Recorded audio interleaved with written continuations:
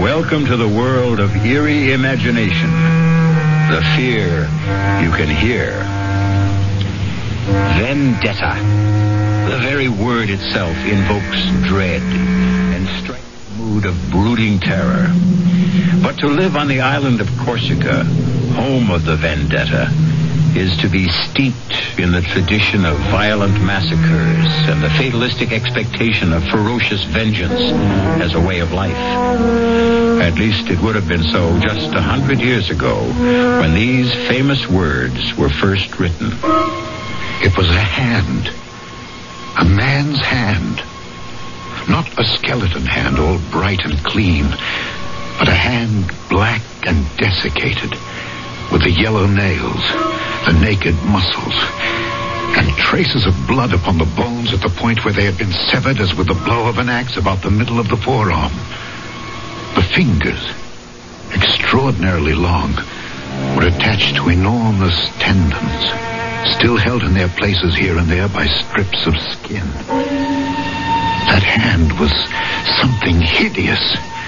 It made one think involuntarily of savage vengeance.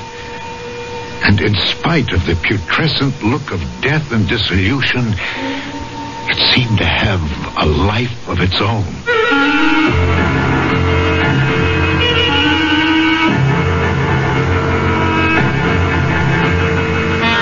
Our mystery drama, The Hand, was especially adapted from the Guy de Maupassant classic for the Mystery Theater by Ian Martin and stars Alexander Scourby. I'll be back shortly with Act One.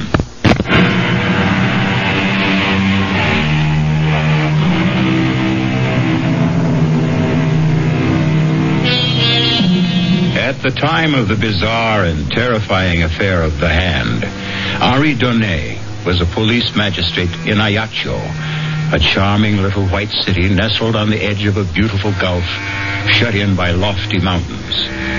Most of the cases he had to investigate or prosecute there were cases of vendetta. But these were Corsican against Corsican. This affair of The Hand was alien against what? Something far more alien, perhaps supernatural. That was not until later, of course. For now, the only alien presence was a neighbor of Henri's, a Sir John Rowell, lately come to the island to settle down, and an object of great speculation among the native population. Well, there goes my new neighbor again. Does he go hunting at twilight? No, Bernard. At least as a magistrate, I hope not. Well, what's he shooting at then? I don't know, Marguerite. We have no sharks. The wolves and other predators stay in the mountains, and he's not been here long enough to start a vendetta. Oh, I am not sure. Listen to that. Oh, no call for alarm, Doctor. I'm quite sure your services will not be needed. It is the same pattern night and morning. Well, Henri, then what is he shooting at? A target, I suppose. He's keeping his eye sharp. But for what? Ah, now, that is the question. Have you seen him? He is immense and very powerful. And he doesn't encourage visitors. He has 2 huge Alsatian hounds that look ready for the kill at a word. You are chief magistrate and in a far better position to judge him than any, Henri. What do you make of him? I don't know. His papers are in order. I have no reason to have any professional interest in him. Well, has he no one to share his loneliness? He has a manservant he brought with him from Marseille. No one else. There was a woman listed on the ship's manifest as his wife. Oh, his wife. Well, I never knew. Well, then, but no one seems to know that. In the months he's been here, no one has seen hide nor hair of her. I've watched these evenings myself, and I've never seen her move from the house. If, indeed, she is inside it. So you see, Marguerite, very soon, both as friend and policeman, I'm going to have to satisfy your curiosity and my own about the mysterious Sir John Rowell. For a while, however, I had to content myself with having a close watch set over the man. None of my people could find anything suspicious enough in his actions for us to make any move. But as the strange rumors about him continued and increased, I resolved to see the stranger face to face for myself. I made a point of going hunting every day in the neighborhood of his place. It took me a little while, but at last, one day... So, bien, Fernand, hold the point. You flushed him, ah? Got him right under the Englishman's nose. Go fetch him, Fernand. Fernand, hold on. Whiskey! Down, boy, down! That's it. Good dog. Hold. Here, Whiskey, here. My apologies, sir. Your bird, I believe? No, not at all. I shot him right from under you. Sorry. I didn't know you were there. Nor I you. Allow me. I'm John Roll. Yes, I know, Sir John. I am your neighbor up there on the hill. Henri Donnet. Pleasure. Damn fine shot. Sir John, will you accept the game as an apology for shooting over your field? That's very generous. I'll accept on one condition. What's that, Sir John? That you let me return the compliment and ask you to join me in a glass of ale. Good. I will be only too glad to accept.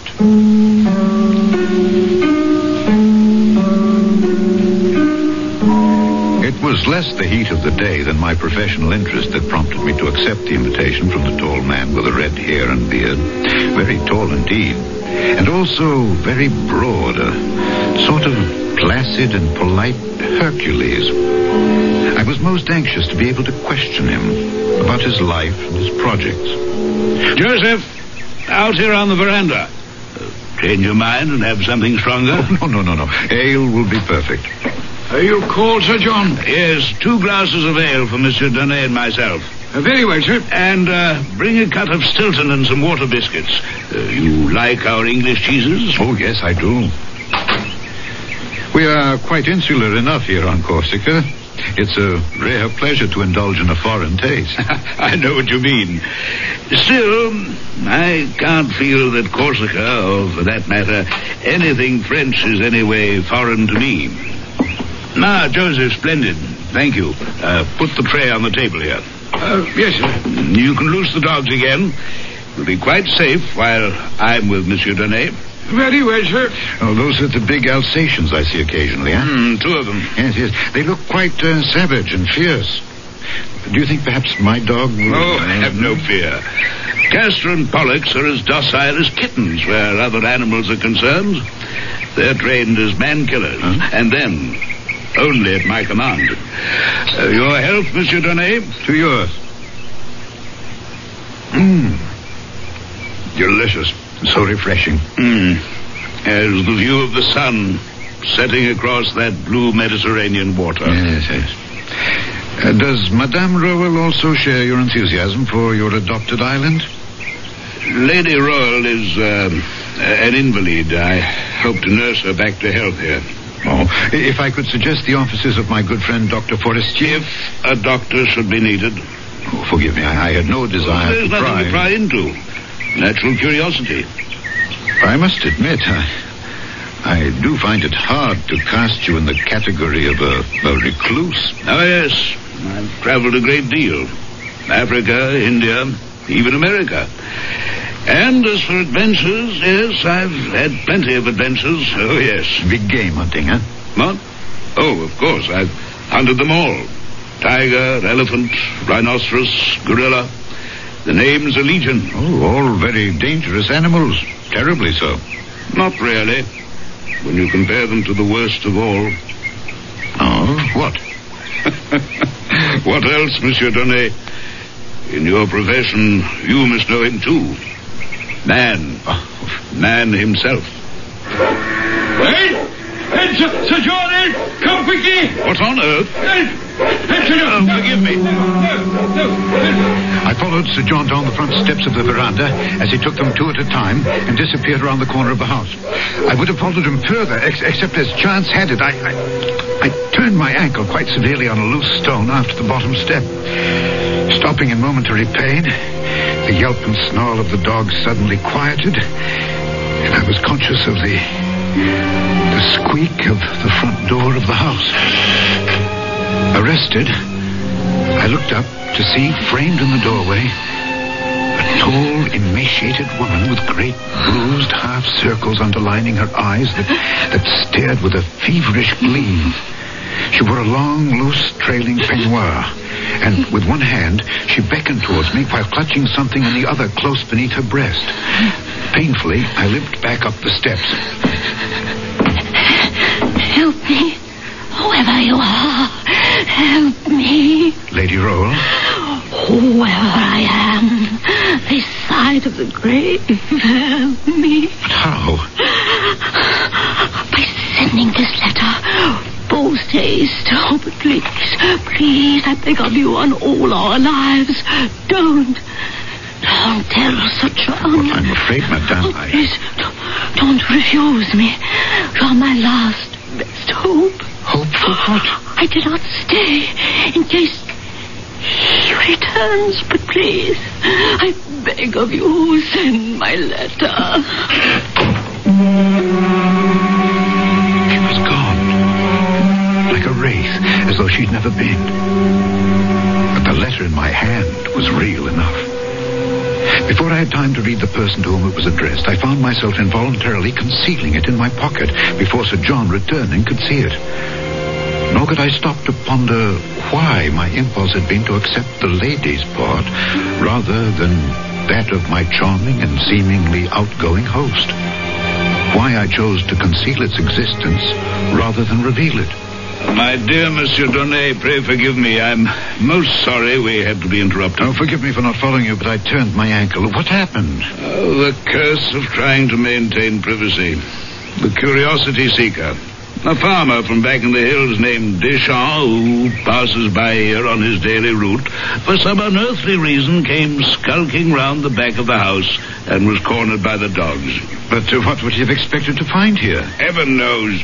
I've no secrets worth anyone's concern but my own, as I hope you believe. Or is your presence here today more than just a seeming accident? Are you concealing something from me, sir? I was aware that he wore about his loins an American-style gun belt, and that low on each hip, concealed by the flare of his coattails, were two matched pistols with mother-of-pearl handles, on one of which his right hand rested lightly. The letter in my pocket seemed to burn through the lining as I tried to judge whether it caressed that handle by accident or design.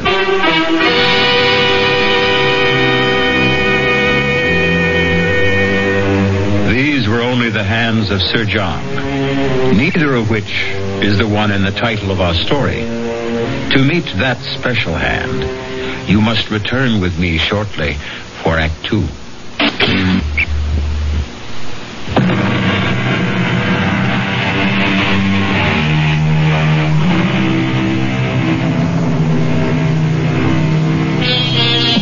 The huge, red-haired and bearded Englishman towers over the small, dapper Frenchman. They are as widely disparate men as you can imagine. One all muscle and vital force, the other elastic, supple, poised always for the counterstroke, like a rapier. Antagonists? No, only in a sense. But whatever their relationship, mutually admiring of each other. Why should you imagine I have anything to conceal? Why, indeed. Come, let's go inside. I'll show you some of the trophies of a roving life, if you'd be interested. But very, of course. Can you stand on your ankle all right? Is it sprained? No. Just a slight twist. From the hall, he led me into his parlor, which ran the length and breadth of the whole house across the back in a great L. His parlor was all hung in black silk, embroidered in gold. The fabric is Japanese work. Yes, but the rest is yours. Not the panels. What's mounted on them? Yes, tiger, lion, black panther. Those I recognize. And elephant tusks, I see. The hippo and he and the rhino are a little large for mounting. The rhinoceros is the most dangerous of all, I suppose. Except, as I told you before. Now, you're not honestly going to tell a policeman that you're a manhunter. Not within the confines of civilization, I hope. But I've done a good deal of manhunting, too, in my time. As a soldier? That's a profession, not a sport. I've saved a mount in the center for the ultimate trophy. But never had, shall we say, the courage to make the necessary bag to mount it. I was following the direction of his gaze to a gapingly empty panel in this bizarre and gory collection from the hunt. A panel conspicuous from all the others since it was lined in red velvet, as if in expectance of framing the pièce de résistance. What would you hope to put there? Once, I would have been tempted. Now, nothing. I keep it there to remind me that it could be my own head that poetic justice could have easily decided to frame. Oh, gad, it's suddenly getting dark. Yes, and I must be off for home. I mustn't hold up your dinner. I've enjoyed our meeting thoroughly. Please, come again. You're always welcome. I am not quite so sure of your Alsatians. Oh, you need have no worry. From now on, they'll treat you as a friend. As I hope I can. As I want to be.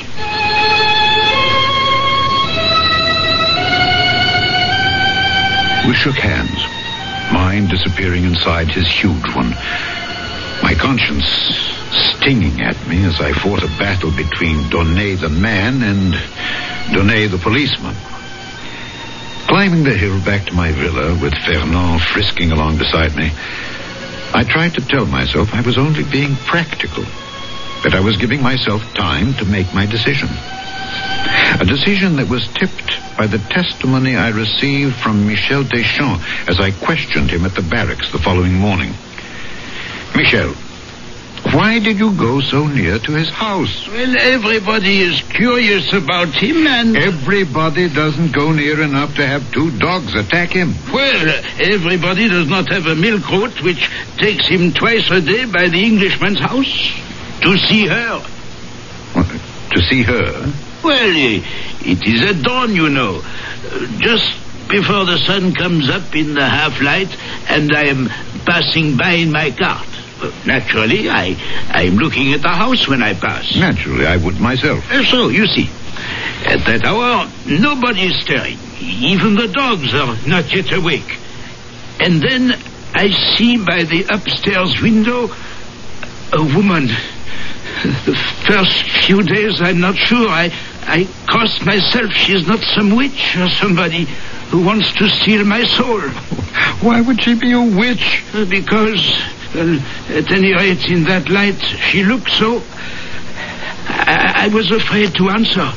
To answer what? Her signal to come near to her. She kept beckoning as if there was something she must ask me to do. Finally, yesterday morning, I could stand it no longer. I had to go see what she wanted to ask. Was that so wrong? No, of course not, Michel. I would have done the same. But the dogs stopped you, huh? Yes. In a way, I'm sorry. Don't feel that you let her down. But from now on, mind your own business. Oh, I accept your instruction. I will follow what you advocate. What I advocate, by all means. Not what I do. I don't understand you. Sometimes, even a magistrate has to admit, I do not understand myself. But that is not for you to worry about.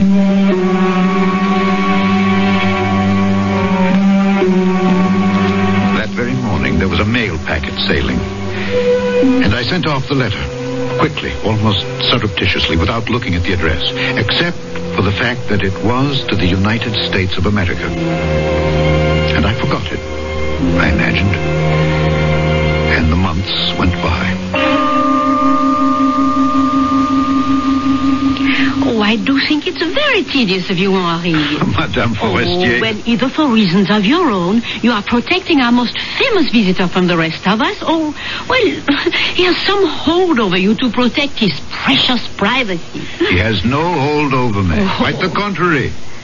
But if he wishes to be private, I would be the first to protect his right. Well, on a small island like this, why should he have it any more than the rest of us? Touché. But if he can, why shouldn't he? Oh, Henri, you know I don't know how to answer that. All I want to know is, do I have any hope that they might attend my garden fete next month?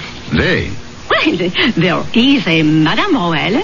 Yes, but she is sickly. Well, is there some hope that at least Sir John might be coaxed to appear? No, I have no reason to suppose that he would refuse. Now, Lady Roll, I would find it hard to answer for. Well, then, all I want for you is to issue the invitation. Please, may I count on you for that? Marguerite. We're all old friends. Need you ask? I had my doubts about Sir John, and more particularly his lady, attending any local garden fete. But I could scarcely, in my wildest imaginings, have foreseen how extravagantly and tragically it would be impossible. As I approached the house in the hollow below me, I was in a first-class mood because, in addition to a packet from the mail ship for my host, I also bought a bottle of sherry to share with him that, in my opinion, was one of a kind. He met me at the veranda. Well, this is an unexpected pleasure. We had a mail ship in today. I brought you a parcel. Me? Yes. And I thought I'd outstrip the mail. Vain hope. A parcel, you say? This. What on earth? It might be a gun from its shape, but it scarcely weighs enough. Shall we go to the parlor while I open my surprise parcel?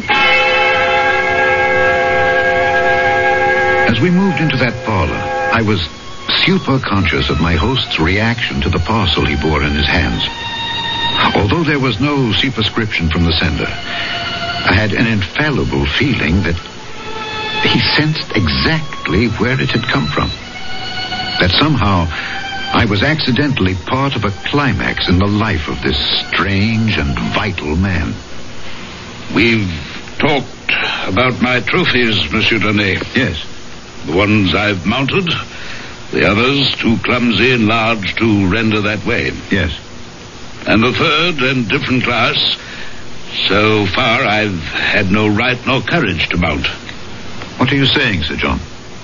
There is no reason for my receiving this parcel that I can conceive, except one. That I've found no refuge here. I've been betrayed. Only my wife could have done that. And who else is there to have aided her determination to destroy me? You're asking me? Yes. You're the only link we have to the world beyond this house. Sir John, believe me, I had no wish to betray you. I'm sure of that. The day we met, your wife, while you were calming the dogs, your wife asked me to send a letter for her. To Richard Roll? Well, I must admit I did not read the address. I did notice that it was to the United States of America. I meant no harm. He meant no harm. Like Pandora, who naively opened a chest to loose pestilence and all the evils of the world to plague mankind, he meant no harm. It seemed a simple and reasonable request. So you acceded. No doubt she also asked you to conceal the fact of the letter from me. Yes, I am afraid she did. Were you sorry for her ravaged looks, her haunted eyes? Did you picture me as some monstrous jailer, condemning her to a life of solitary confinement? Sir John, I can only defend my action by telling you that at the time she did engage my sympathy. I told you, I believe, that my wife was not in the best of health. Yes, but... the fault perhaps was all mine. I should have told you that she is insane. Oh, I'm so sorry. A little late for that. Done. You may have sealed her death warrant. Perhaps even mine. Good God, what do you mean? This parcel from America. Would you like to see what evil out of hell your acceding to that simple and reasonable request has set loose? Sir John, You have involved yourself in this on a personal level. Now I want to involve you on a professional one. As police magistrate, I want you as witness when I open this gift from America. The outer wrapping. Now what do you see? A box. And Within it? Something wrapped in canvas. You wrinkle your nose against the smell? Yes, it's very strong. And very familiar? Yes, formaldehyde. Which is used to preserve flesh from mortifying. There's a drawstring on the canvas, which I'm opening. And I'm about to show you my present from the other side of the world. You sound as if you know what it is. I only wish to God I thought I didn't. I echoed the same wish. But it didn't change the contents. It was a hand. A man's hand. Not a skeleton hand, all bright and clean, but a hand black and desiccated, with traces of blood upon the bones at the point where they had been severed as with the blow of an axe about the middle of the forearm. The fingers, extraordinarily long, were attached to enormous tendons still held in their places by strips of skin. Flayed as it was, that hand was something hideous. It made one think involuntarily of savage vengeance. And in spite of the putrescent look of death and dissolution it had, it seemed to have a life of its own.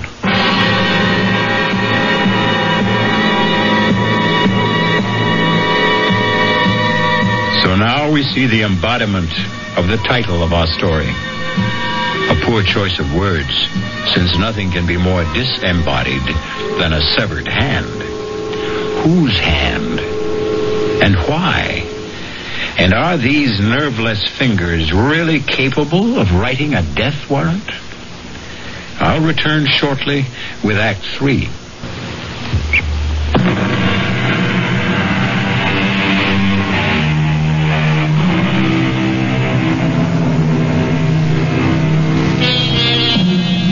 In sick horror, his stomach churning with revulsion, Monsieur Donnet looks at the loathsome object spilled on the desk between him and Sir John. In macabre fascination, his eyes seem riveted to the severed hand. It is only by a supreme effort of will that he is at last able to drag them away and up to Sir John's grim and haunted face. What is it? The hand of a thief. But why? Why is it sent to you? So that there'll be no mistake in my mind who sends it. You said before, Richard Roll. A relation? My twin brother. Younger by less than an hour. As the firstborn, I acceded to the title. The barony was mine, and the living that went with it. Richard had nothing, except my bounty. Our whole life was a gigantic struggle for supremacy. He, because I denied it him. I, because I had to hold it. If you had everything and he had nothing, what chance did he stand against you? Well, I'm English, and I believe in fair play. I couldn't share the title, but I made sure the living was shared equally. I'm not ill-favored, and I'm exceptionally powerful and large.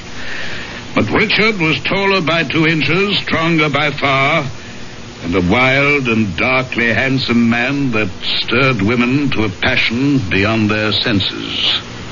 Until Claire. Madame Roll? My wife, yes. Whatever her true name should be now. When we were married, my brother Richard emigrated to the States. And you have never seen him since? Oh, yes, I have seen him. I'd hoped for the last time. Will you forgive me now? There's been too much talk, and I must find a place to hang my latest trophy. To hang it? You can't... I think I've had quite enough interference from you in my affairs, Monsieur Donnet. I must ask you to leave my house. You're no longer welcome.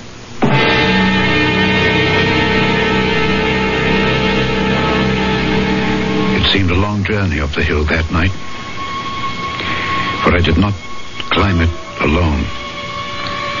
On the way back to my house, I was haunted by 100 thoughts. Had I done wrong to send the letter? Whose was the severed hand? What was the mystery of Sir John's retirement? And what motivated the vendetta of his brother against him? Old jealousies? Or was it all as simple as chercher la femme? Certainly, she would not be hard to find. It must be the lady role, if a woman was at the heart of it all. Only one thing I could be sure of now, that I should not be seeing him again. But I was badly mistaken about that. Well, Joseph, what brings you here? Begging your honour's pardon, but Sir John asked if it would be convenient for you to wait on him this evening. Of course, when? If it would suit your honour, now would be fine. It suits me.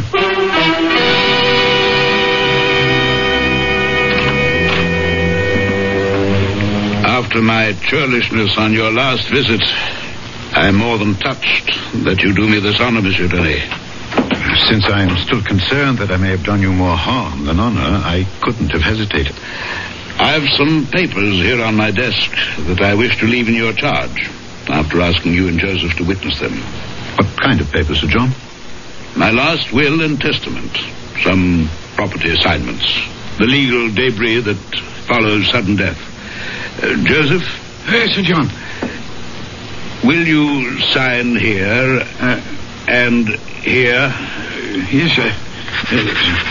Is there all this immediacy, sir? In the midst of life, are we not all equally in the midst of death? Thank you, Joseph. You may go. Yes, Sir John. Now, you, Monsieur Denis? If you want me to. But I see no reason why. Whatever polite disclaimer was on my lips, it was frozen at that moment as my eyes fell on a blood-chilling sight. A black object in the midst of the empty panel lined with red velvet. Empty no longer. It was the hand, mounted now as the chief of all trophies. But different from all the others in one respect. They were mounted. This was imprisoned. Round the wrist, an enormous chain of iron had been rivened about the foul relic, and this chain fastened the hand to the wall by a great ring, solid enough to hold an elephant in leash. Good God! Ah, yes, the hand. Well, better than my own head, if I can keep it. Will you sign? Well, yes, of course.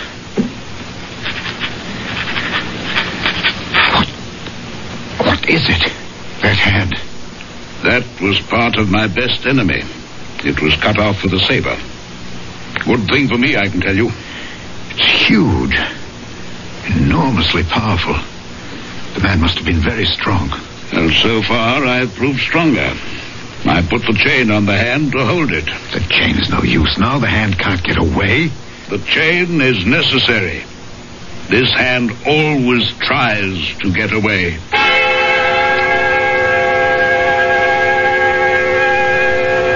That night, I had a hideous nightmare. I dreamt I saw the hand, the horrible hand, running like a scorpion or a spider along the curtains and up and down the walls of my room. 3 times I woke up. 3 times I went to sleep again. 3 times I saw the ghastly thing running all over my room and using its fingers like so many legs.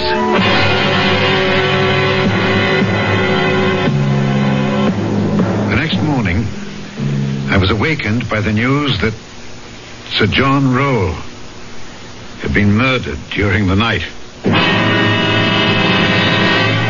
For God's sake, Bernard, act like a doctor instead of some frightened schoolgirl. No, you have not seen him yet, old friend. Well, is it the first corpse either of us has had the misfortune to look at? Just like this. Oh, how did he die? The cause of death was strangling, but under what shocking conditions. I tell you, Henri, in 30 years as a physician, I have never seen anything like it. In what way? We found him lying on his back in the middle of the room. His coat was torn, one shirt sleeve half pulled off was hanging down. There was every indication that a fearsome struggle had taken place. His face was black and swollen, frightfully distorted. But the most noticeable and terrifying thing was his expression. His expression? Absolute, hideous fear. And small wonder. For in the welter of blood that was coagulated about his throat, 5 separate wounds pierced through it as though driven by points of iron. Only 5? It was as if he had been strangled by a skeleton. But that is odd. What? What you just said. Only 5. Well, of course, how stupid of me. There was only evidence of one hand having done the strangling. That makes it even more bizarre. Is there anything even faintly normal about this whole affair?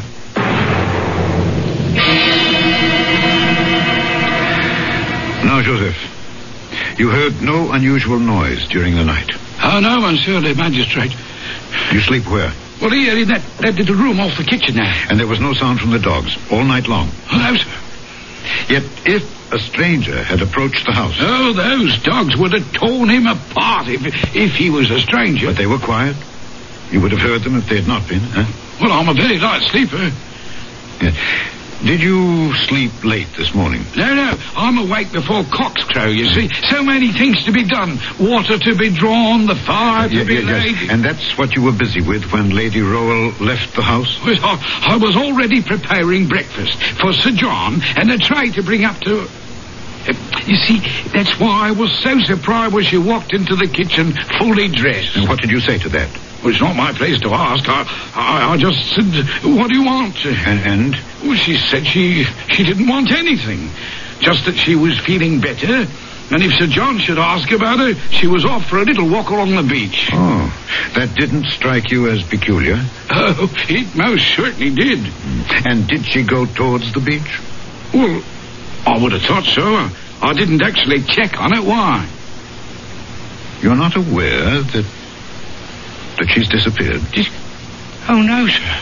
We'll leave that for a moment. All right, then what did you do then? Well, once I had everything simmering like for breakfast, I went up to Sir John's room to assist him in his toilet. You were in this habit? Every morning, regular as clockwork. Continue. Well, he wasn't there, sir. His bed hadn't been slept in. Turned down just the way I left it the night before. So, I became alarmed. Everything was out of sorts, you see. I see. And then you came downstairs and found him? That's right. Oh, covered with blood from head to foot. It just don't signify. What does that mean? Well, you knew, Sir John, sir, if ever there was a man built and ready to take care of himself, it was he. Why, he never slept without having loaded pistols or revolvers within arm's reach. And he knew how to use them. Yes. Have you any idea who killed him? Oh, no, sir.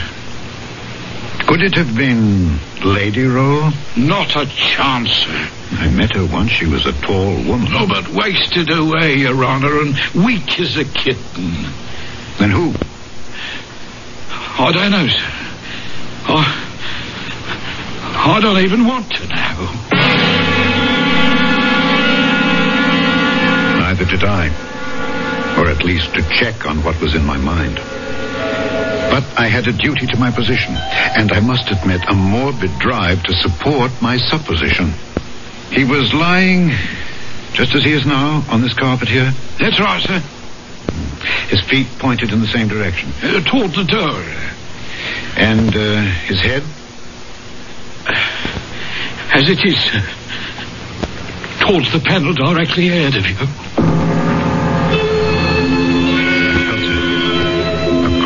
Sensation that lifted the hackles on my neck. I knew, before I looked, what I was going to say. The sight that I had fought against making a reality. At last, involuntarily, I lifted my eyes to the wall, to the panel where the horrible flayed hand used to be. It was no longer there. The chain, broken, was dangling from the ring. But even that horror was to be succeeded by another. As I bent bent again over the dead man. Between his clenched teeth, I found one of the fingers of the vanished hand, severed, or rather sawed off by the teeth about the middle of the second joint.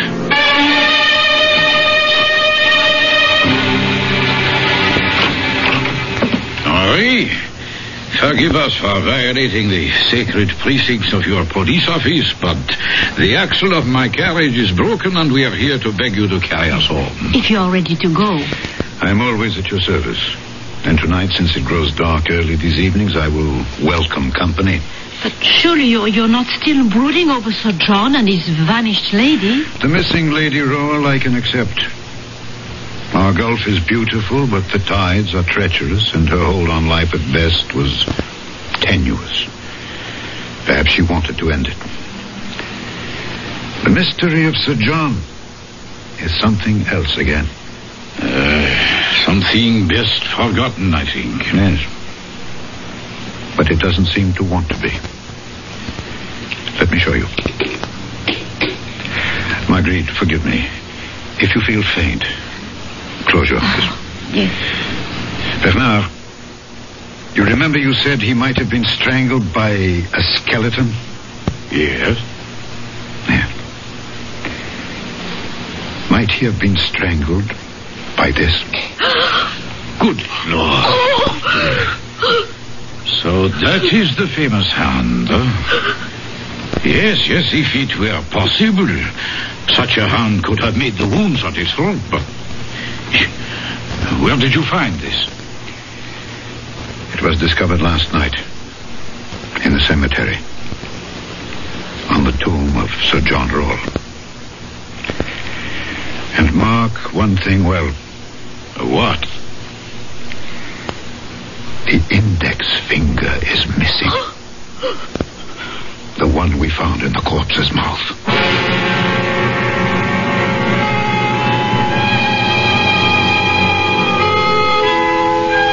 The hand of a thief, Sir John Roll said. His brother Richard? Bought his soul? What did he steal? His wealth? His reputation? His wife? And if his brother, in some gargantuan and titanic duel, struck off his hand, and Richard sought vengeance, which of his hands was the instrument that brought an end to the intense and private vendetta? De Maupassant doesn't tell us. Wisely, he leaves that to us to decide for ourselves. I'll be back shortly.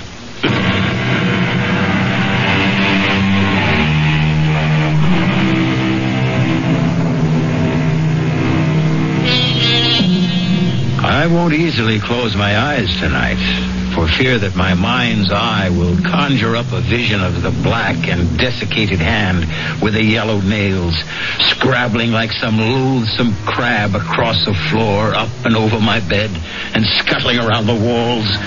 Its 4 good fingers moving like spider legs, the mutilated stump of the 5th like a head. Our cast included Alexander Scorby, Ian Martin, Mildred Clinton, and Guy Sorrell. The entire production was under the direction of Hyman Brown. And now, a preview of our next tale. You will be haunted by the magnet that drew you to me. The weapon with which I ruined your life and will destroy you. My smile, Ernest. My smile. No. Look at me. Sensuous lips bearing milk-white, perfectly matched teeth. Look. Here, let me. She's falling across the table. I think... Yes. She's gone. Berenice is dead. No. Ernest, don't. Her mouth. She is staring at me with her teeth. Anthony, in heaven's name, close her mouth. Close her mouth! This is E.G. Marshall inviting you to return to our Mystery Theater for another adventure in the macabre. Until next time, pleasant dreams.